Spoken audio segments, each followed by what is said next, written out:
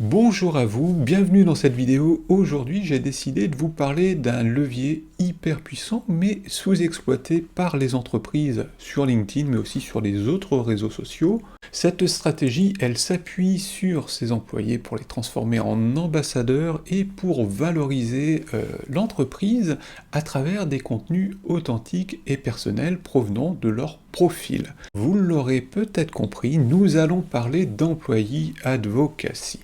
Pourquoi j'ai choisi de traiter ce sujet? Parce qu'en formation, j'ai énormément de questions par rapport aux chefs d'entreprise sur la publication réalisée par leurs employés. Donc l'idée de cette vidéo, c'est de faire un éclairage un petit peu sur ce qu'est l'employee advocacy et comment on peut mettre un programme en place. Donc dans cette vidéo, nous allons voir ce qu'est réellement l'employee advocacy, ce qui fonctionne, ce qui ne fonctionne pas, les points forts, les points faibles, et comment on peut mettre un programme d'employee advocacy en place. Avant de commencer, je vais me présenter rapidement. Je m'appelle Fabien Massavi, je suis formateur et consultant LinkedIn et je serai votre Sherpa tout au long de cette vidéo. Écoutez, je pense que la première des choses, c'est déjà de commencer par le début et de voir vraiment ce qu'est l'employee advocacy. Mais dans les faits, qu'est-ce que l'employee advocacy? Si on devait donner une définition simple, ce sont vos employés qui prennent la parole sur LinkedIn afin de promouvoir votre entreprise à travers leur contenu. D'accord? Contenu qu'ils vont publier depuis leur profil personnel. Pas la peine que ce soit des influenceurs, pas la peine non plus qu'ils publient tous les jours, mais statistiquement, il ressort qu'une publication réalisée par un collaborateur ou une collaboratrice aura 5 à 10 fois plus de portée, c'est-à-dire 5 à 10 fois plus de visibilité qu'une publication corporate, typiquement ce que vous allez publier sur votre page entreprise. Et pourquoi choisir LinkedIn pour mettre en place son programme d'employee advocacy? Tout simplement déjà parce que LinkedIn, c'est le réseau professionnel par excellence, et c'est là où la prise de parole de la part de vos employés aura le plus de poids. En plus, vous avez déjà vos clients, vos prospects, vos partenaires et vos futurs candidats qui sont déjà sur la plateforme. Mais on est bien d'accord, vraiment, l'employee advocacy, c'est pas du marketing déguisé. L'idée, c'est pas de surfer sur la vague. Ici, c'est vraiment d'incarner sa marque, mais de manière authentique et avec méthode. La partie méthode, on la verra dans les chapitres suivants. Écoutez, je pense qu'on a fait le tour, on a posé les bases, on voit vraiment ce qu'est l'employee advocacy. Ce qu'on va faire, on va essayer de lever les freins et répondre un petit peu aux différents mythes qu'on peut rencontrer. Les 3 grands mythes de l'employee advocacy qu'il faut absolument désamorcer, alors il y en a certainement plus de 3, je vous ai listé les 3 principaux que j'entends régulièrement dans les conversations. Le premier, c'est « vos collaborateurs n'ont rien à dire ». On est d'accord que c'est pas une phrase que vous dites vous, c'est une phrase qui vient de la part de vos collaborateurs. L'idée, c'est juste qu'il leur manque un cadre et puis aussi une autorisation, on va dire, officielle de pouvoir communiquer et aussi qu'ils sachent un petit peu ce qu'ils peuvent dire, ce qu'il faut éviter de dire, être à minima formé. Et ça, c'est votre rôle en tant que responsable du programme d'employee advocacy. Donc, à partir du moment où vous avez posé un cadre, après, ils ont toute liberté et toute latitude pour communiquer comme ils le souhaitent. Et on est d'accord que toute la stratégie, tout le positionnement a été fait en amont et validé par vous. Et ça va répondre au deuxième mythe qui est l'employee advocacy, ça fait marketing, ça fait fake. En fait, non. À partir du moment où vos ambassadeurs et ambassadrices ont toute la latitude qu'ils souhaitent par rapport à leur création de contenu, celui-ci va sonner authentique et humain obligatoirement. Le troisième point, alors, qui est relativement important aussi, l'employee advocacy est réservé pour les très grandes entreprises. C'est faux, mais effectivement, plus votre entreprise est grande et plus le potentiel d'avoir des ambassadeurs et des ambassadrices de qualité est grand aussi.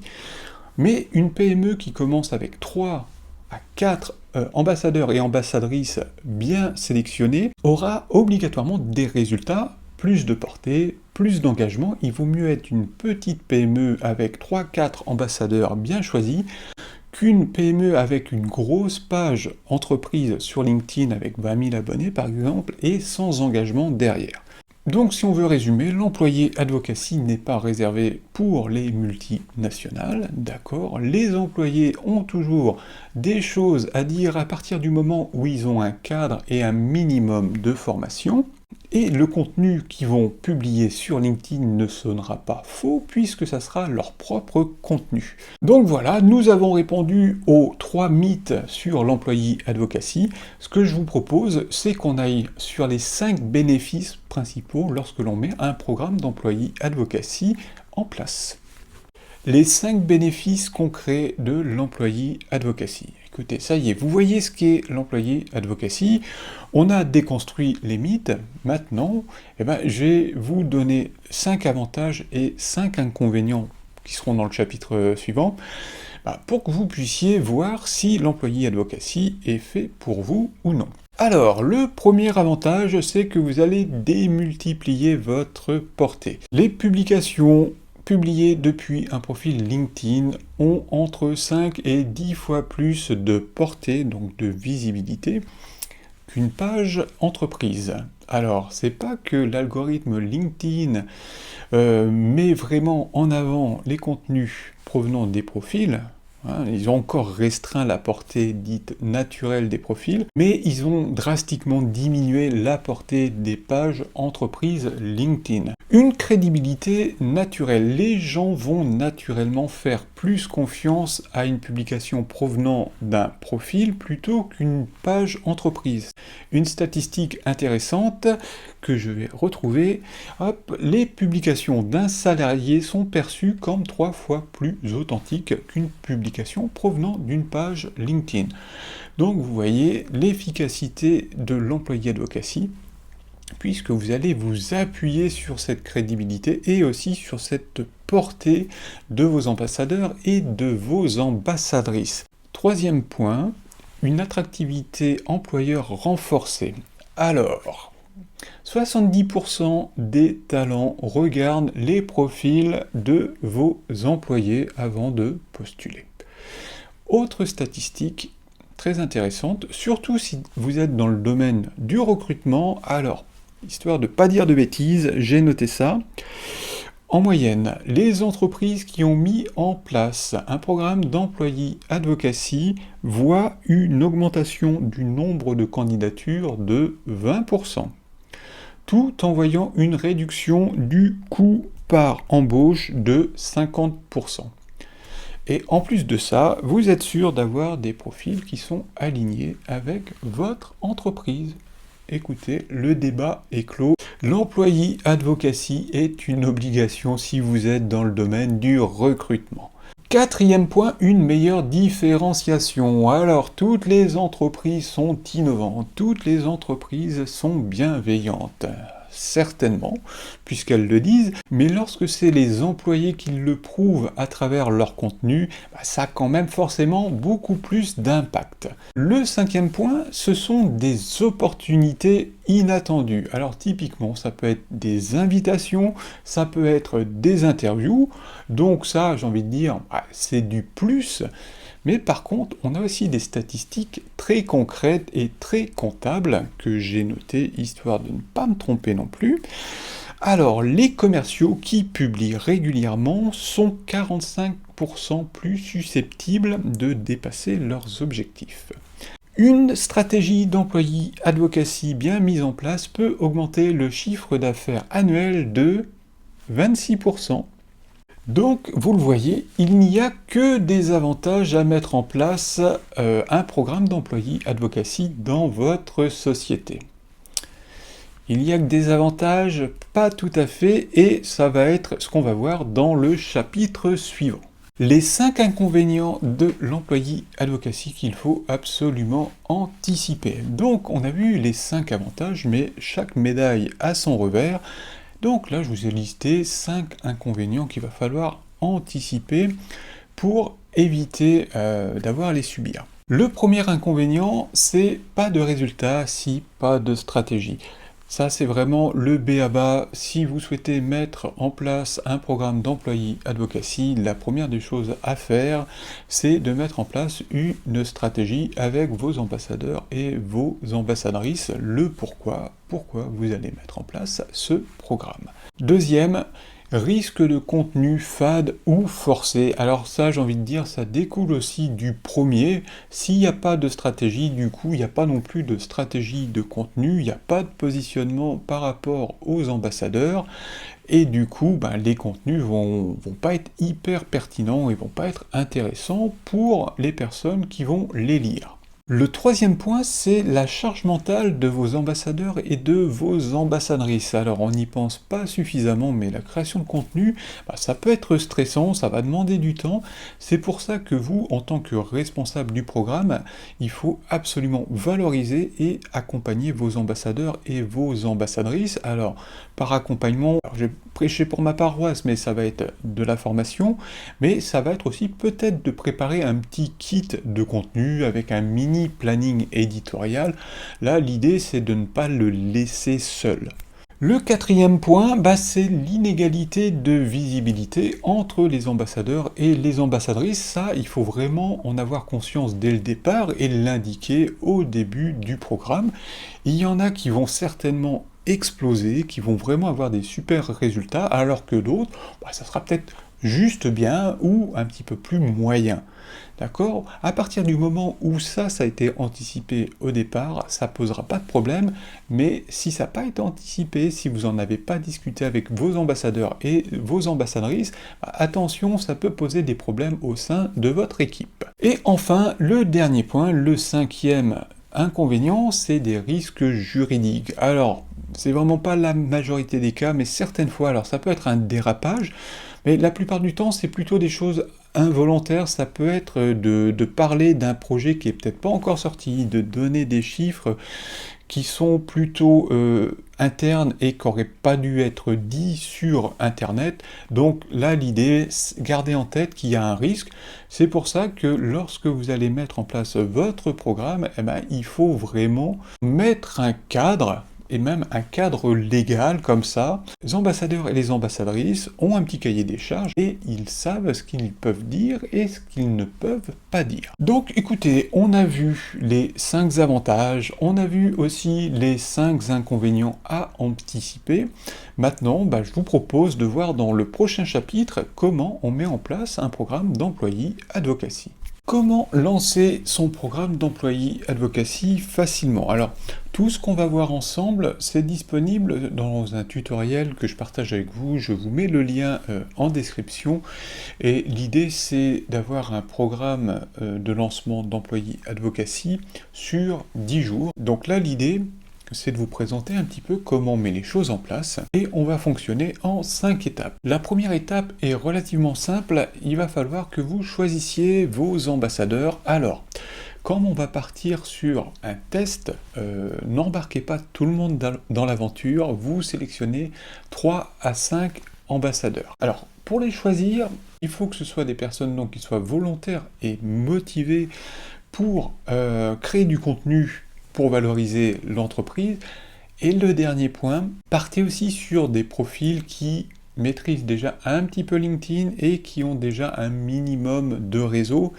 Sinon, ça va pas vous apporter grand-chose. L'étape 2, ça va être de poser le pourquoi. Donc, faites une réunion pour expliquer à tout le monde. Quand je dis tout le monde, c'est les ambassadeurs, c'est les ambassadrices, mais c'est aussi la direction et le service de com et marketing pour expliquer un petit peu le pourquoi de l'employee advocacy.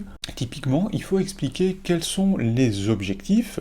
Alors, je dis pas qu'il faut faire quelque chose de chiffré, mais il faut vraiment expliquer un petit peu le projet et que la direction prenne aussi sa part pour que ça fonctionne et qu'elle encourage les ambassadeurs et les ambassadrices à créer du contenu. Le point 3, il est crucial. Bien sûr, je vais prêcher pour ma paroisse, mais il faut former vos ambassadeurs et vos ambassadrices et il faut aussi vous former vous en tant que responsable de programme.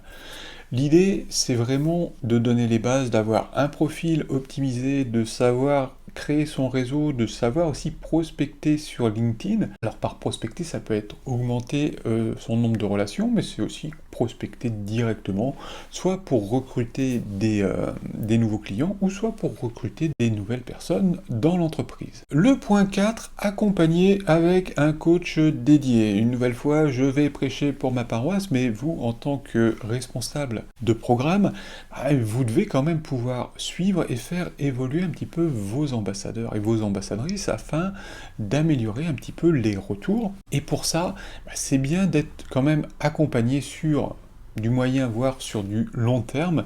Et l'idée, c'est de faire des points régulièrement et de voir tout ce qu'on peut améliorer et quelles stratégies on peut mettre en place pour améliorer les choses. Étape 5, piloter en collectif avec la direction.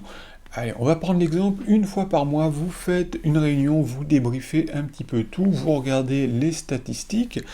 L'idée, il faut vraiment que la direction prenne sa part, donc au niveau de l'engagement, au niveau de l'encouragement vis-à-vis des ambassadeurs, c'est leur rôle, c'est aussi votre rôle de valoriser un petit peu tous les contenus qui ont été réalisés par vos ambassadeurs et vos ambassadrices. Par exemple, ça peut être pour la direction interagir sur les publications, mais ça peut être aussi à l'intérieur d'une newsletter interne pour mettre en avant vos créateurs de contenu. Donc ça, vous le faites tous les mois, vous faites un petit point, vous regardez ce qui a fonctionné, ce qui n'a pas fonctionné, vous encouragez ce qui a fonctionné et vous essayez de mettre des choses en place pour améliorer les points qui n'ont pas fonctionné. Ce qu'il faut bien que vous reteniez, vous, en tant que responsable du projet d'Employee Advocacy, c'est que la difficulté, ça va pas être tant la création de contenu, c'est pas tant de trouver les ambassadeurs, ça va être de durer, mais c'est aussi d'insuffler un changement de mentalité, un changement d'approche au niveau de la communication et du marketing. Donc ça, c'est quand même une grosse part du travail que vous allez devoir réaliser. Écoutez, cette partie-ci est terminée. Pour aller plus loin, je vous recommande vraiment d'aller sur le tutoriel 10 jours pour déployer votre programme d'Employee Advocacy. En fait, c'est un tutoriel pour mettre en place rapidement et tester un programme d'Employee Advocacy sur une dizaine de jours. Écoutez, on a vu un petit peu comment mettre en place un programme d'Employee Advocacy. Ce qu'on va regarder, c'est les 5 bonnes pratiques à adopter, et dans le chapitre d'après, c'est les 5 pratiques à éviter. Donc je vous donne rendez-vous dans le prochain chapitre où on va voir les 5 bonnes pratiques à adopter quand on pilote un programme d'ambassadeur. Les 5 bonnes pratiques à adopter lorsqu'on pilote un programme d'employé advocacy. Alors, vous avez pris votre décision, vous allez lancer un programme d'employé advocacy au sein de votre entreprise. Du coup, ce qu'on va faire, on va regarder les 5 bonnes pratiques que vous pouvez mettre en place afin de réussir ce lancement. La première des choses, c'est de poser un cadre sans brider vos ambassadeurs et vos ambassadrices. On est bien d'accord que vous avez posé le cadre, donc il y a les règles du jeu qui sont là, mais à l'intérieur de ce cadre, ils ont vraiment toute liberté et toute latitude pour rédiger du contenu qui leur convient. On est d'accord qu'en amont, toute la partie stratégie, positionnement a été vue avec vous, mais là, maintenant, c'est bon, ils sont complètement autonomes. Deuxième chose, valoriser les prises de parole. Alors que ce soit vous en tant que responsable du projet, que ce soit aussi la direction, il faut absolument valoriser la prise de parole de vos ambassadeurs et de vos ambassadrices. Alors typiquement, la direction peut interagir sur les publications. Ce que vous pouvez faire aussi, c'est partager ces publications dans votre newsletter interne ou même un petit mot à la machine à café. Enfin, l'idée, c'est vraiment que vos créateurs de contenu, vos ambassadeurs et vos ambassadrices se sentent soutenus. Troisième point, fournir des ressources sans micromanager. On reste toujours dans l'esprit d'autonomie. L'idée, c'est de fournir une petite boîte à outils avec peut-être des visuels, peut-être des prompts, un planning éditorial. Voilà. L'idée, c'est que vos créateurs de contenu aient une boîte à outils dans laquelle ils puissent piocher au fur et à mesure afin de pouvoir créer leur contenu. Gardez le cap culturel. Alors, dans l'idée, on est d'accord, on va rien imposer. Une publication, ça peut être fun, ça peut être authentique, ça peut être même un petit peu personnel. à partir du moment où ça reste dans le cadre et aligné avec les valeurs de l'entreprise. Le cinquième point, vous me voyez arriver, faites-vous accompagner par un coach et de préférence par moi, mais blague à part, c'est quand même super important d'être accompagné, surtout lors du lancement de votre programme d'employé advocacy. Ça ne veut pas dire que c'est le coach qui va s'occuper de tout. Si jamais vous êtes le responsable ou la responsable du lancement de ce programme, c'est très bien quand même d'être accompagné par une personne compétente et une personne aussi extérieure. Ça va vraiment vous faciliter la communication et en plus, cette personne va pouvoir un petit peu recadrer certaines fois, voir des choses que vous ne verrez pas obligatoirement.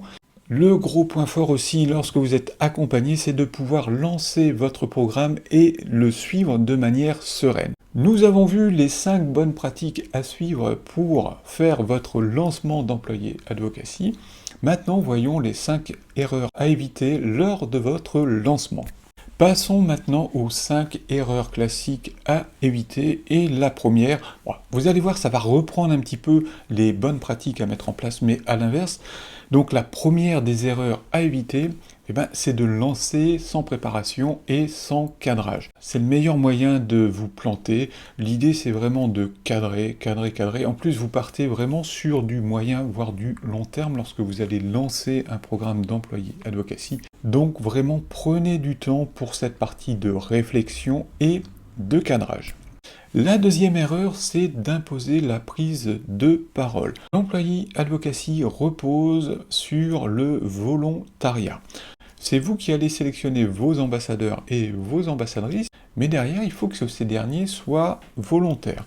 D'accord ? Volontaires et motivés, et on a vu qu'ils aient déjà un minimum de réseau. La troisième erreur, c'est de confondre l'advocacy et la communication institutionnelle. On est bien d'accord que là, ce sont vos ambassadeurs et vos ambassadrices qui communiquent avec authenticité. Donc c'est vraiment eux qui vont sélectionner les contenus qu'ils vont proposer sur leur profil. La quatrième erreur, c'est de ne pas mesurer.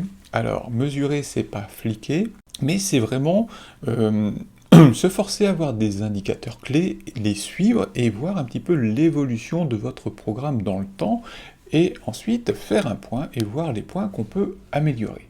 Et enfin, dernière erreur, oubliez de valoriser les contributeurs.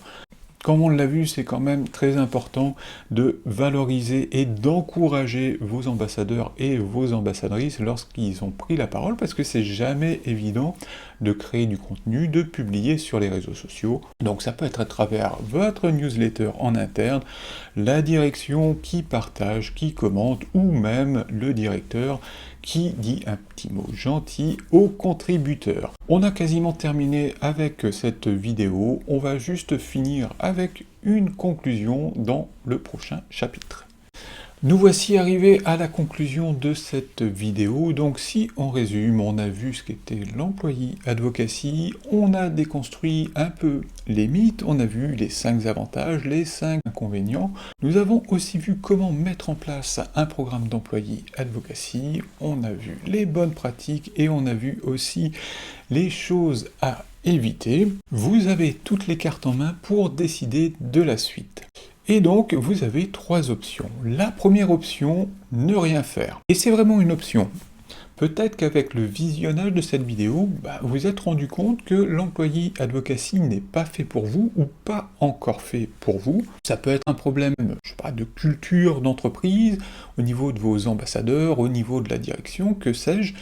Et à la limite, c'est pas grave, il vaut mieux ne pas vous lancer en n'étant pas prêt, plutôt que de vous lancer vous, d'embarquer la direction, d'embarquer les ambassadeurs, d'embarquer le service de communication, dans un plan qui ne pourra pas aboutir. Donc la première option, ne rien faire, et à la limite, c'est très bien. La deuxième option, c'est de mettre en place un programme d'employé advocacy, mais seul. Et j'ai envie de dire, c'est complètement possible. En plus, je dis seul, mais c'est pas tout à fait vrai.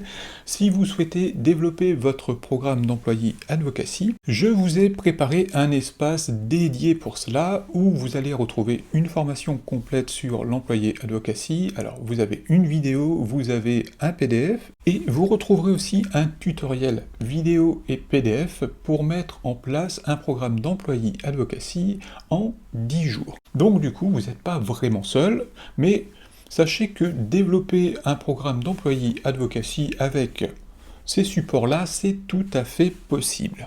Et la troisième possibilité, c'est d'intégrer le programme Premier de Cordée. Je vais vous présenter un petit peu ce programme. C'est un programme de formation et d'accompagnement qui se déroule sur 3 mois. Je fais de la formation en individuel, en équipe et aussi en ligne. Alors,